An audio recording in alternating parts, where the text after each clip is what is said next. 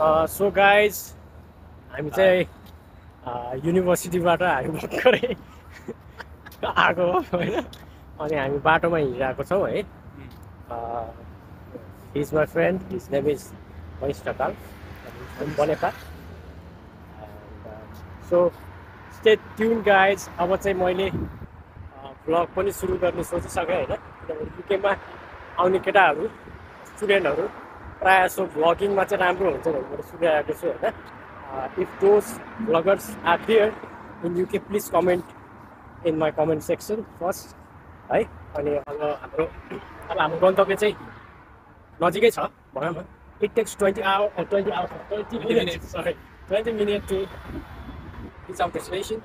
20 hour त काम गर्न पाइन्छ के 20 आवर काम गर्न पाउँछ त्यसमा पनि हामीलाई सबै 20 आवर दिँदैन होइन सो गाह्रो छ संसारमा बाँच्न युकेको संसार ठुलो छ सबै ठुलो छ काम भने फेरि कामको लागि झुक्नै पर्छ है झुक्न त परिहाल्यो झुक्न पऱ्यो अब हाम्रो एकजना साथी जस्तो हुनु भएन I will not mention his name but is white showing his attitude while interacting with people. There are some people in our university. So, म आफ्नो नेपाली दाजुबहिनी दिदीबहिनीहरूलाई म के भन्न चाहन्छु भन्दाखेरि नआत्तिनु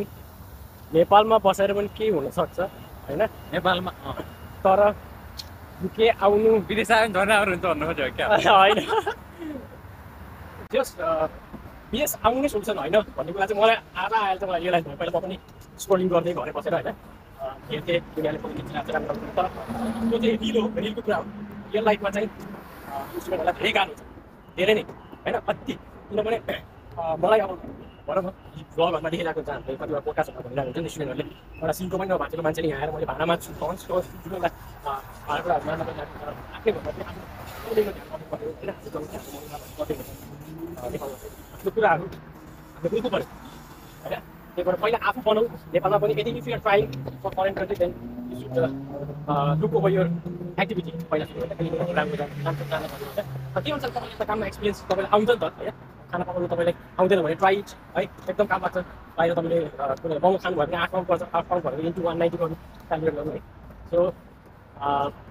अब हामी फेरि छिटै भेट्छौँ अहिले हामी स्टप गरेछौँ क्यानिङटनको